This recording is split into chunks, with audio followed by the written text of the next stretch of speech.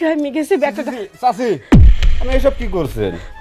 আপনার এই নোংরা শাড়ি দিয়ে আমার গা মুছলে আমার শরীর অসুস্থ হবে না? আমি আখি সি সি সি সি সি সি। আর চাচিমা আপনার তো লজ্জা করা উচিত। আপনি এরকম নোংরা শাড়ি একজনকে কিভাবে গিফট দেন? সে আপনার লজ্জা করেন এরকম শাড়ি আমার বউকে গিফট দিতে? আপনি জানেন ওই পণ্যের একটি শাড়ির দাম কত? কি হয়েছে আপনি জানেন না? এই বাড়ির সয় সম্পত্তি আপনি আমার বাবা থেকে লিখে নেননি। আপনার মতো গ্রামের অশিক্ষিত ভিখারি একজন আমার বাড়ির চাকরানি।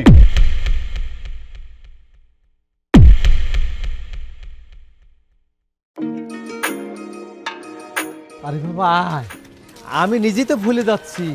আসলে ভুল করে তো কোনো বাড়িতে ঢুকতেছি না। অনেক বছর আমি আসি না। কিরে অনামিকা, কও? ভাইজান, ভাইজান আপনি? হ্যাঁ আমি। হ্যাঁ, তা তুমি কেমন আছো বোন? আলহামদুলিল্লাহ ভাইজান, আপনারে দুয়ায় আর আপনার জন্যই তো বাইসে আছি। হালা দিলে আমি ভালো আছি ভাইজান। ভাইজান এত বছর পরে বাড়ির কথা মনে পড়লি? জানিস অনামিকা, আমি এই নিজের বাড়িতে নিজে আসবো, আমি বাড়ি খুঁজেই পাইনি। দেখ কত বছর এই বাড়িতে আসিনি, আর এই বাড়ি না আসিনারই কথা।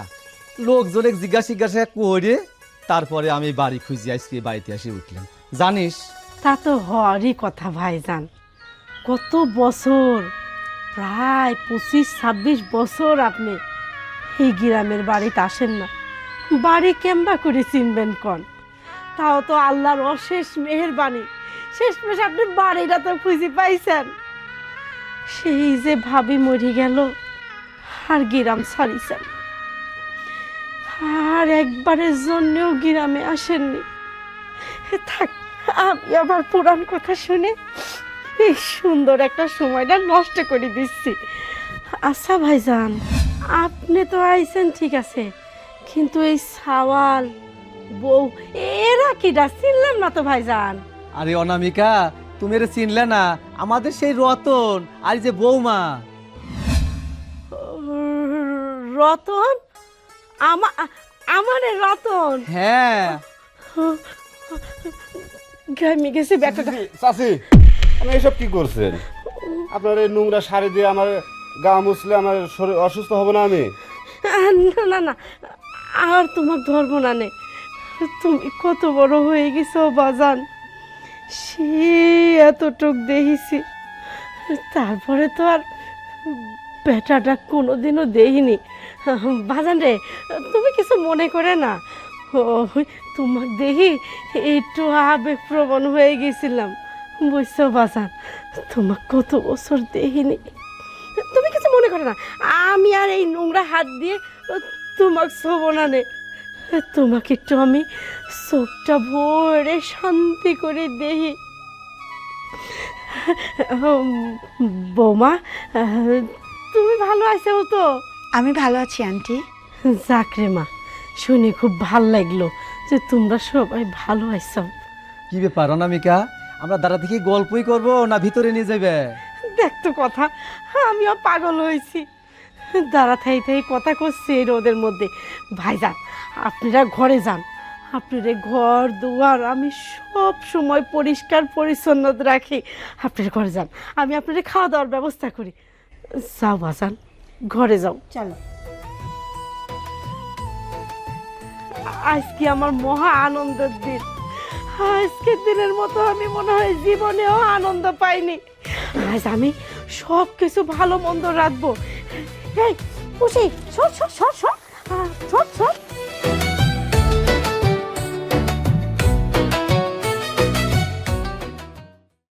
আখি তুমি তো গ্রামে আসলে, তা গ্রাম তোমার কিরকম লাগলো? তোমাকে আর কি বলবো, তুমি জানো আমার ছোটবেলা থেকে অনেক ইচ্ছে ছিল যে এই রকম গ্রামে এসে আমি ঘুরবো। তুমি আমার সেই ইচ্ছেটা পূরণ করেছো। গ্রাম তো আমি কখনো দেখিনি, তবে তোমার দ্বারা দেখলাম, আমার অনেক ভালো লাগছে। আমার তো মনে হচ্ছে আমি এখানেই থেকে যাই।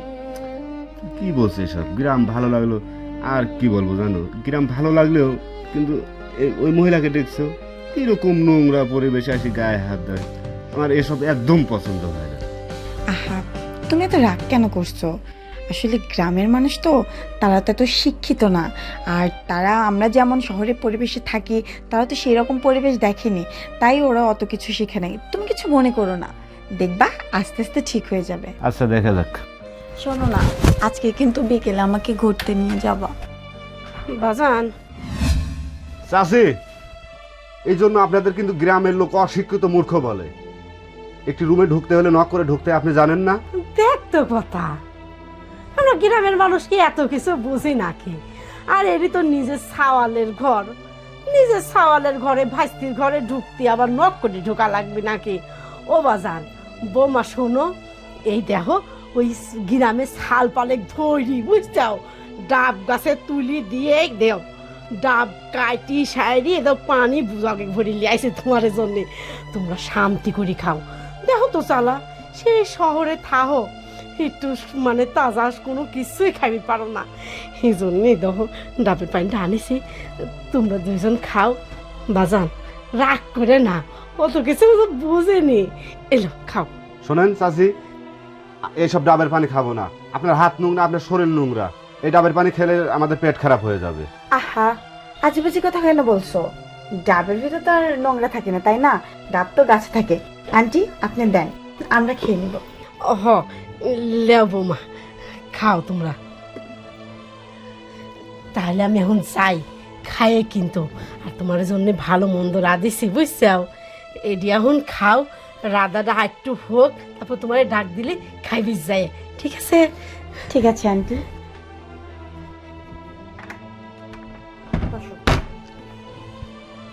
তুমি কি পাগল নাকি? তুমি কি জন্য ডাবের পানি নিতে গেলে? চুপ করো তো, সবকিছু নিয়ে কেন এত রাগারাগি করো? দেখো, এই ডাব আমরা শহরে কত টাকা দিয়ে কিনে খাই, আর এখানে ফ্রিতে খাচ্ছি, তাও আবার টাটকা গাছ থেকে পেরে। বেশি কথা না বলে খেয়ে নাও। তোমার খাওয়া লাগলে তুমি খাও, আমি আমি এসব নোংরা পানি কখনো খাবো না। ঠিক আছে, তোমার খেতে হবে না, আমি খাচ্ছি। শোনো, তুমি কিন্তু পুরা গ্রাম আমাকে ঘুরিয়ে দেখাবা। গ্রামে আইছি তো, আমরা গ্রাম ঘুরে দেখবো। চলো যাই যাই, আমরা গ্রামটা আজকে ঘুরে দেখি গ্রামটা চলো। কিরকম। বৌমা, তোমার সাথে একটু কথা ছিল। জি আন্টি, বলুন। এই দেখো বৌমা, আমি তোমার জন্য একটা উপহার রাখিছি, তুমি যদি নিতে আমি খুব খুশি হইতাম। আমার জন্য উপহার? কি উপহার আন্টি, দেখি। বৌমা, তোমার চাচা আমার বিয়ের পর পর বুঝছাও, এই শাড়িটা আমাকে কিনে দিছিলি, তে আমি পরিনি, আমি যত্ন করে তুলে থুইছি। আমার যদি কোনো দিন একটা বেটার বউ হয়, সেই বেটার বউকে আমি এই লাল শাড়ি খেন দেব। আমার তো আর বেটার বউ নেই, আমার তো শাড়ি কেনার আর সামর্থ্যও নেই। এই শাড়িটা আমি কিন্তু পরিনি, আমি খুব যত্ন করে মিক্সেপের ভিতর তুলে থুইছিলাম। যদি আমার কোনো দিন বৌমা হয়, সেই বৌমাটাকে দেব, কিন্তু সে ভাগ্য তো আমার নেই, তাই শাড়িটা আমি তোমাকে দিলাম। তুমি কি লিবে বৌমা? আন্টি, এটা আপনি কি বলছেন? আপনি এত শখ করে আমাকে একটু উপহার দেবেন, আর আমি তা না নিয়ে পারি? এই যে আন্টি, আমি উপহারটা নিলাম, আপনি চিন্তা করবেন না। এই শাড়িটা আমি আজকেই পরবো, পরে আপনাকে দেখাবো। আখি, সি সি সি সি সি সি। আর চাচিমা, আপনার তো লজ্জা করা উচিত। আপনি এরকম নোংরা শাড়ি একজনকে কিভাবে গিফট দেন? সে, আপনার লজ্জা করেন এরকম শাড়ি আমার বউকে গিফট দিতে? আপনি জানেন ওই পণ্যের একটি শাড়ির দাম কত? আহার রত, তুমি এইভাবে কেন আন্টির সাথে ব্যবহার করছো? দেখো, তুমি কিন্তু শাড়িটা ফেলে একদম ঠিক করনি। আমি এই শাড়িটা পরবো, তুমি এর জন্য আমাকে যা ইচ্ছে তাই বলতে পারো। তোমার যেটা ভালো হয় তুমি সেটা করো। গ্রামে বেড়ানোর জন্য বের হয়েছিলাম, মুডটাই নষ্ট করে দিল। থাকো তুমি শাড়ি নিয়ে তোমার। বৌমা, আমি শাড়িটা দিয়ে মনে হয় খুব ভুল করলাম। আমার জন্যে তোমার সংসারে অশান্তি লাগি গেল। বিশ্বাস করো বৌমা, আমি এটি চাইনি যে তোমার সংসারে অশান্তি হোক। থাক, যদি রতন রাগ করে তোমার এই শাড়ি পরা লাগবে না। না না আন্টি, আপনি কোনো চিন্তা করবেন না। আমি বুঝতে পারছি না ও কেন এমন ব্যবহার করছে, তবে আমার কি মনে হয় ও তো কখনো গ্রামে আসেনি, এই নোংরা পরিবেশ ওর একদম ভালো লাগে না। আপনি দেখেন আস্তে আস্তে ঠিক হয়ে যাবে। আর আমি এই শাড়িটা বলেছি পরবো, মানে পরবই। আমি এক্ষুনি গিয়ে শাড়িটা পরছি। বৌমাটা খুব ভালো, শহরের মেয়ে হইল গ্রামে আসি গ্রামের মানুষের সাথে কত ভালো আচরণ করতেছে। বৌমা দাঁড়া থাকে না, বসো তো। বাবা কিসের জন্য ডাকলেন এবার বলুন। বৌমা যে জন্য ডাকছি, এই যে এই বাড়িটা তো দেখতেছি, এই বাড়িটা আমার অনেক পূর্বের বাড়ি। এই বাড়িতে আমার দাদার জন্ম, আমার বাপের জন্ম, আবার আমারও এই বাড়িতে জন্ম। এই বাড়িটা রাইখে আমরা শহরে চলে গেছি, তাও প্রায় আজ 25-30 বছর হইল। কিন্তু জানো বৌমা, এই বাড়িতে ওই যাকে তোমরা ওই যে চাচি বলতেছ না, আর বাবা রাখি ওখানে কি কথা বলে? ওই চাচিকে কিন্তু আমি এই বাড়িটা আমি রেজিস্ট্রি করে দিয়ে দিছি। এই বাড়িটা কিন্তু এখন আমার নাই। তোমার এই চাচি খুব ভালো মানুষ, খুব শান্তশিষ্ট, খুব সৎ মানুষ, যার জন্য আমি এই বাড়িটা তাকে আমি রেজিস্ট্রি করে দিয়ে দিছি। আপনি একটা ভালো কাজ করেছেন বাবা, আর ঠিকই বলেছেন। ওই আন্টিটা অনেক ভালো মানুষ। এই বাড়িতে আসার পর থেকে দেখছি আমাকে তো নিজের বৌমার থেকেও বেশি আদর যত্ন করছে। আর এই বাড়িটা লিখে দিয়ে আপনি একটা ভালো মানুষের কাজ করছেন। আসলেই তো ওই আন্টিটার তো কেউ নেই, কোনো ছেলে মেয়েও নেই যে তার কাছে গিয়ে সারাটা জীবন থাকবে। এই বাড়িটা লিখে দিয়ে তার একটা থাকার জায়গা হয়েছে। আর সে তো আর এই বাড়িঘর নিয়ে পালাচ্ছে না, আমরাও মাঝে সাঝে সেখানে থাকতে পারবো, ঘুরতে পারবো গ্রামে। বৌমা তুমি বলতেছো, আমরা অনেক কাজের মানুষ দেখছি, অনেক কাজের বিটি দেখছি। আর আমাদের এই অনামিকা, ও তো অনেক পূর্বের থেকে আমার বাড়িতে কাজ করতো, আর এতই বিশ্বাসী বৌমা, মানে কি বলবো, ভাষায় বলা যায় না। আচ্ছা বাবা, আমি সবই বুঝতে পেরেছি। এই যে এখানে থেকে কি গল্প করবেন? আন্টি তো সে কখন রান্না বান্না করে ডাকছে, কিন্তু আপনাকেই খুঁজে পাচ্ছিলাম না। চলুন, খাইতে হবে না? হ্যাঁ চলো চলো, আর দেরি করবো না, আমারও ক্ষুধা লাগছে।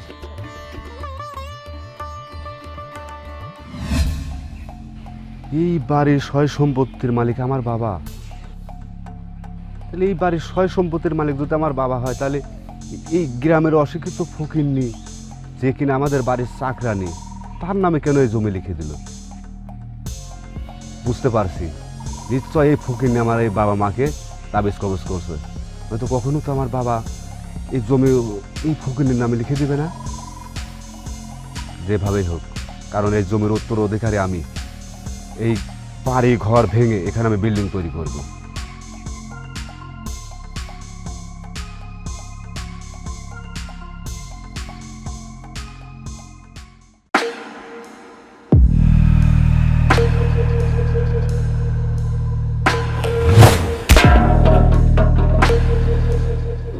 বাজান, খবরদার, আপনি আমাকে বাজান বলবেন না।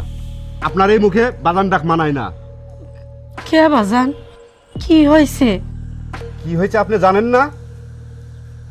এই বাড়ির সয় সম্পত্তি আপনি আমার বাবার থেকে লিখে নেননি। আপনার মতো গ্রামের অশিক্ষিত ভিখারি একজন আমার বাড়ির চাকরানি, সে কিনা আমার বাবার থেকে তাবিজ কবজ করে সম্পত্তি লিখে নেয়। আপনার লজ্জা করে না? এরপরেও আপনি বলছেন যে কি হয়েছে? এমন কথা কয়ে না, এমন কথা কয়ে না, আমি সহ্য করতে পারতেছি না। বাজান রে, তোমার বাপ মা তুমি সবাই তো তোমরা আমার নিজের মানুষ। এই নিজের মানুষে তাবিজ কবজ করা লাগে না। তাবিজ কবজ করবো কে? নিজের মানুষটা তো এমনি আপন হয়। তোমার বাপ আমাকে যে সয় সম্পত্তি দিয়েছে, সেইগুলি উনি ইচ্ছা করেই দিয়েছে।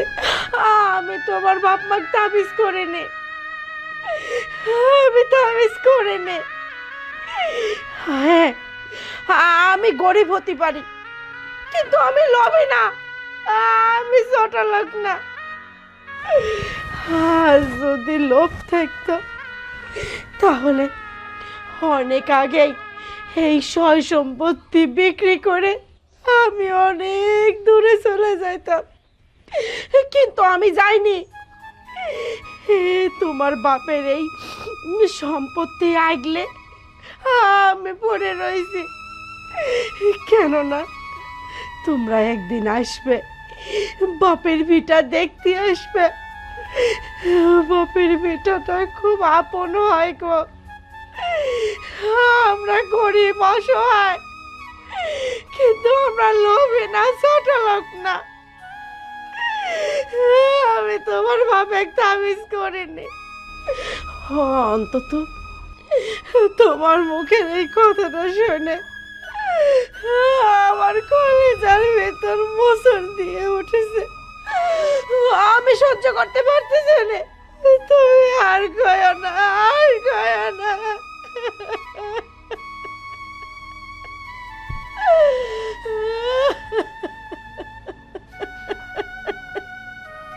শুনুন, আপনারা নাকে কানা বাদ দিন। আপনি যে কত বড় একটা খারাপ মহিলা তা আমি বুঝতে পারছি। আপনার এই কান্না দেখে আমার বাবা মা ভুলতে পারে, কিন্তু আমি ভুলবো না। তাই আপনাকে বলতে শোনেন, আপনি যে আমাদের বাড়ির চাকরানি, এ কথাটা কিন্তু আমি ভুলে যেতে বাধ্য হব। আপনি নিজ ইচ্ছায় এই বাড়ি থেকে বের হয়ে যাবেন, কারণ আমি এই বাড়িতে বড় বিল্ডিং তৈরি করব। আপনি নিজ ইচ্ছায় বের হয়ে যেতে না যান, আপনাকে ঘাট ধাক্কা দিয়ে বাড়ি থেকে বের করে দিতে বাধ্য হব। কথাটা মনে রাখবেন। আমি কোনে যাব কও? আমার তো কোনো যাওয়ার জায়গা নেই। আন্টি, এখানে কি হয়েছে? আর রতন, তুমি এভাবে চিল্লাচ্ছ কেন? আর আন্টি কান্না করছে কেন? আর আন্টি কই যাবে? আখি, তুমি জানো না এই চাকরের বাচ্চা চাকর কতটা খারাপ, যে কিনা আমার বাবা মাকে তাবিজ কবজ করে এই বাড়ির সয় সম্পত্তি লিখে নিয়েছে। এসব তুমি কি বলছো রতন? আমি সবই জানি, বাবা আমার কাছে সবই বলেছে। উনি অনেক বছর বাবাদের ওখানে কাজ করতো, আর তার কেউ নাই। আর এই ঘর বাড়ি এখানেই পড়ে থাকে, সেই জন্য বাবা ওনার নামে লিখে দিয়েছে, যেন উনি এখানে থাকতে পারে আর আমরা মাঝে মধ্যে গ্রামে আসতে পারি। তার মানে কি উনি জোর করে লিখে নিয়েছে? আর এসব তাবিজ কবজ তুমি এগুলো বিশ্বাস করো? তুমি জানো না আখি, আর তুই কতটা খারাপ মহিলা।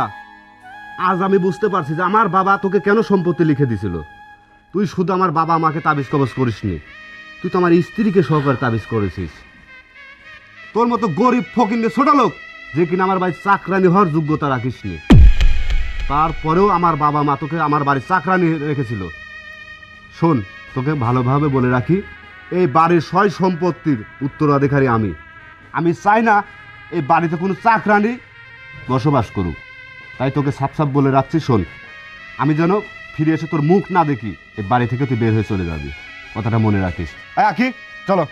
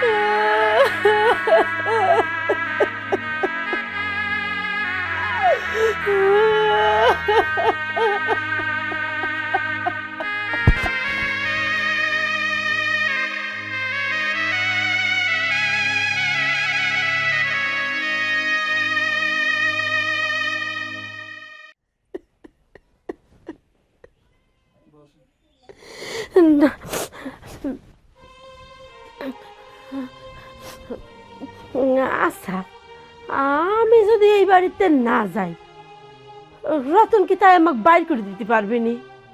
না, আমি পাগল হয়েছি, পাগলের মতো শুয়ে শুয়ে কাঁদতেছি। রতন ওই রকম না, আমাকে কি কোনো সময় তাই ঘাট ধরে বাইর করে দিতে পারে? দেবে না নে।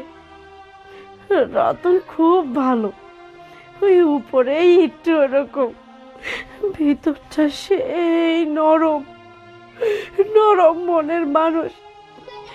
আমি না গেলে কোনো সময় আমার ঘাট ধরে বাইর করে দিবি না নে। এইটা আমার ভুল ধারণা। হ্যাঁ, আমি জানি ও খুব ভালো, ও ভালো মনের মানুষ। অনামিকা, অনামিকা, এই অনামিকা, কি ব্যাপার বৌমা? অনামিকা কো? বাবা, আপনি এখন হাজার ডাকলেও আন্টি আর বাড়ি থেকে বের হয়ে আসবে না। কেন? কেন আবার? আন্টি তো এ বাড়িতে নেই। আপনি যে আমাকে কথাটা বললেন যে আপনি নাকি এই বাড়ি ঘর সহায় সম্পত্তি সব কিছু আন্টির নামে লিখে দিয়েছেন, এই কথাটা আপনার ছেলে কোনোভাবে জানতে পারে। আর জানার পরে আন্টিকে আমার সামনে মুখে যা আসছে তাই বলে অপমান করছে, ছোট করছে। তাকে ছোট লোক বলছে, এই বাড়ির চাকরানি বলছে। আর সে নাকি তাবিজ কবজ করে এই সহায় সম্পত্তি আপনার থেকে লিখে নিয়েছে। আমি যখন এসে আন্টির পক্ষ নিয়ে কথা বলতেছিলাম, তখন আপনার ছেলে কি বলছে জানেন? আন্টি নাকি শুধু আপনাদেরকে তাবিজ করেনি, আন্টি নাকি আমাকেও তাবিজ করছে যেন আমি আন্টির পক্ষ নিয়ে কথা বলি। আন্টির দ্বারা কি এরকম কাজ করা কখনো সম্ভব? আপনি নিজেই বলুন বাবা। রতন, বৌমা যে কথাগুলো বলছে, তুই নাকি অনামিকা অপমান করছিস, বাড়ির চাকরানি বলছিস, সত্য? হ্যাঁ বাবা, আমি বলেছি, এটা সত্য। সত্য? বাবা, তুমি আমাকে মারলে? হ্যাঁ, তোকে আমি মারলাম, চর মারছি। মনে হচ্ছে কি জানিস, তোকে গলা কেটে আমি হত্যা করে দিই, জীবনের মনে তোকে শোয়াই দিই। বাবা, একজন গরিব ছোট লোক ফকিন্নি যে কিনা আমাদের বাড়ির চাকরানি হওয়ার যোগ্যতা রাখে না, তুমি তার জন্য আমার গায়ে হাত তুললে? কিন্তু কেন বাবা? এই, তুই কাকে কি বলিস? গরিব ছোট লোক, বাড়ির চাকরানি। তুই জানিস ওই চাকরানিটা কে? ওই চাকরানিটা তোর গর্ভধারিণী মা। তোকে 10 মাস 10 দিন পেটে করে টানিছে। বাবা, তুমি এসব কি বলছো? তুমি কি পাগল হয়ে গেছো? আমার বাবা মা তো তোমরা। একজন গরিব ছোট লোক ফকিন্নি যে কিনা আমাদের বাড়ির চাকরানি, সে আমার মা হতে যাবে কেন? বাবা, নিশ্চয় তোমার মাথায় কোনো সমস্যা হয়েছে। মাথার সমস্যা আমার হয়নি, মাথার সমস্যা হচ্ছে তোর। তুই জানিস না এই চাকরানিটা কত ভালো মানুষ। তোর যে মা ছিল, অর্থাৎ আমার স্ত্রী, তার কোনো সন্তানাদি হতো না, সে নিঃসন্তান। আর গ্রামের লোকজন, গ্রামের মহিলা তাকে ডাকি বলতো, অপমান করতো, হাট করে বলতো। আর এইসব ঘৃণা অপমান সহ্য করতে না পেরে সে নিজেকেই নিজে শেষ করে দিতে চায়, সে আত্মহত্যা করতে চায়। কিন্তু এই অনামিকা সেদিন তোকে, তুই অনামিকার সন্তান, তাই তোকে আমার স্ত্রীর হাতে তুলে দেয়। তুই রতন, তুই আমার সন্তান, তুই শুধু আমার লালিত পালিত সন্তান। আর এই অনামিকা তোর গর্ভধারিণী মা। তুই জানিস গর্ভধারিণী মায়ের কত মর্যাদা? এই জেনে ধর, তোর মায়ের জন্য আমি শাড়িটা নিয়ে আসছি। তোর মাকে খুঁজে বাইর করবি, এই শাড়িটা তোর মাকে দিবি, আর তোর মায়ের কাছ থেকে মাপ নিবি। আমি বলে যাচ্ছি।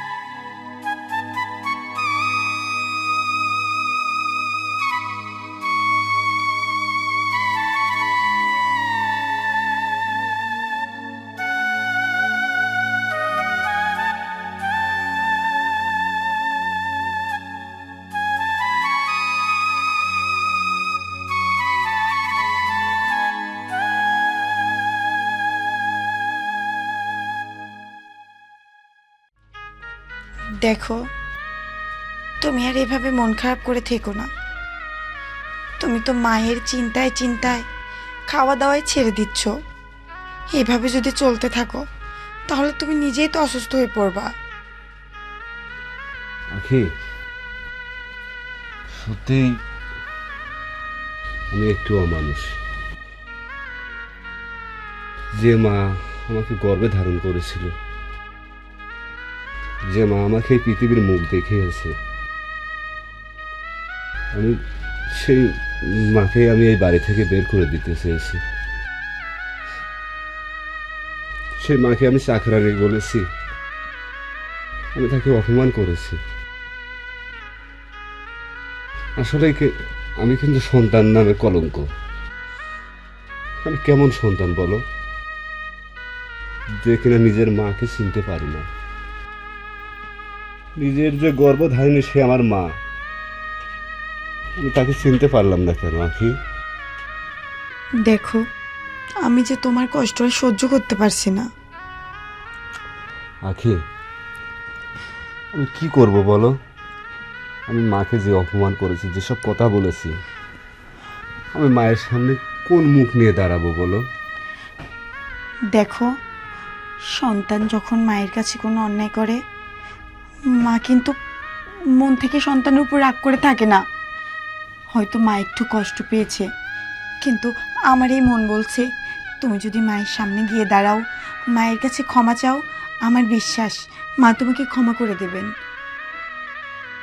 তুমি ঠিকই বলেছ, মায়ের কাছে আমাকে মাপ চাইতে হবে।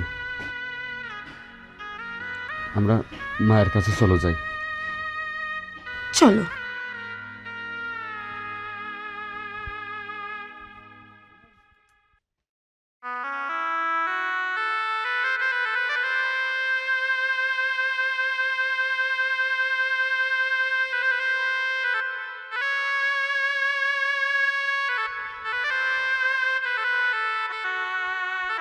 মা, মা, রতন, তুমি আমাকে মা কইছ কে? আমি বাবার থেকে সব শুনেছি,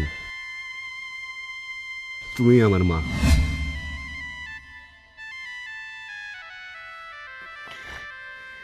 হ্যাঁ মা, আপনার ছেলে সবই জানতে পারছে যে আপনি তার গর্ভধারিণী মা। আর দেখুন, যেদিন থেকে জানতে পারছে আপনি তার মা, সেদিন থেকে সে নিজের খাওয়া দাওয়া পর্যন্ত বন্ধ করে দিছে। সে বারবার একটা কথাই বলছে যে আপনার সাথেও কাজটা ঠিক করেনি। আমার কি মনে হয় মা জানেন, আপনার ছেলে যদি আগে থেকে জানতো যে আপনি তার মা, কখনোই আপনার সাথে এরকম ব্যবহার করতো না। সে তো লজ্জায় আপনার সামনে এসে দাঁড়াতে পারছে না যে আপনি তার উপরে অনেক রেগে আছেন। আমি তাকে অনেক বুঝিয়েছি, বোঝানোর পরে সে আপনার সামনে এসে দাঁড়িয়েছে। মা, আপনার কাছে আমার কোনো চাওয়া পাওয়া নেই, আমি শুধু এটুকু চাই আপনি আপনার ছেলেকে ক্ষমা করে দিন। ক্ষমা?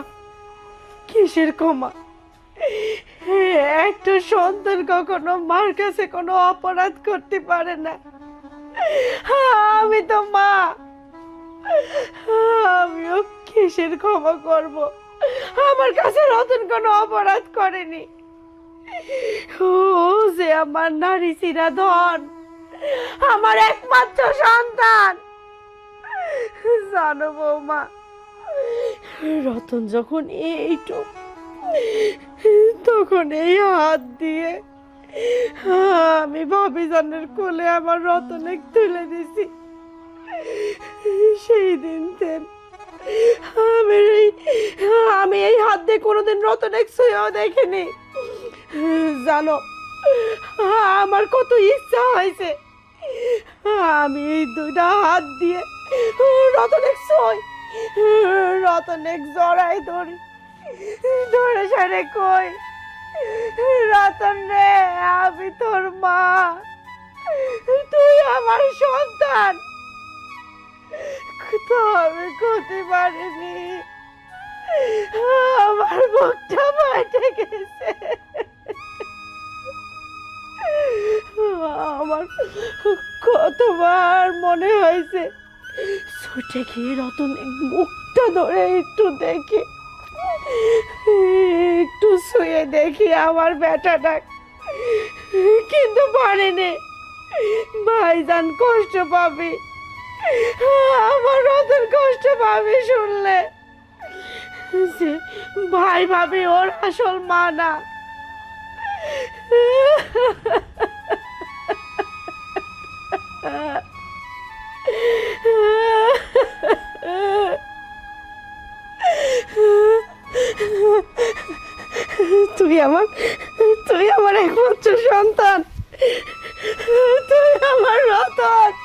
হ মা, আমি তোমার সন্তান মা।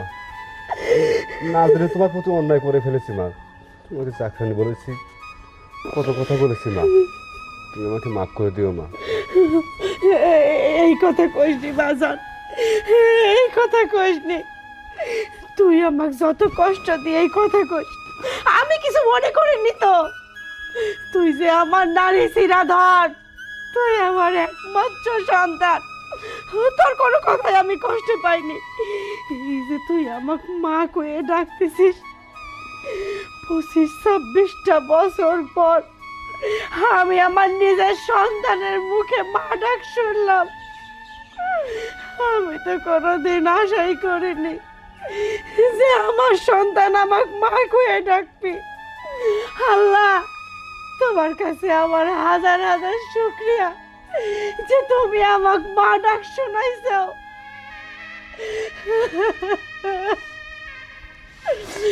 ভাইজান, আপনি দুঃখ পায়েন না, কষ্ট পায়েন না।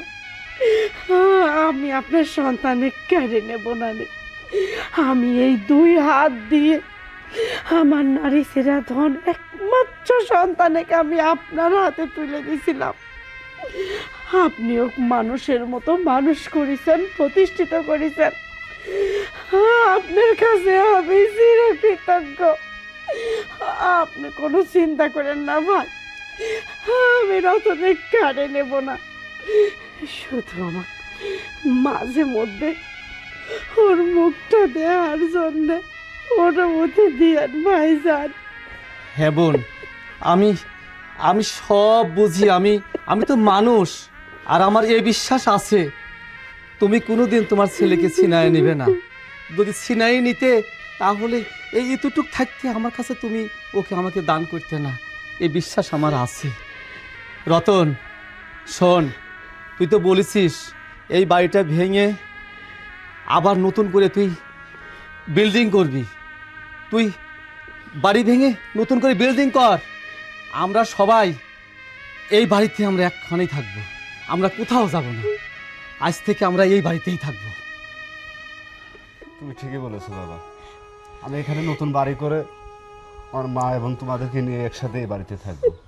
মা, চলো মা, ঘরে চলো মা। বাবা চলো। চল বাজান।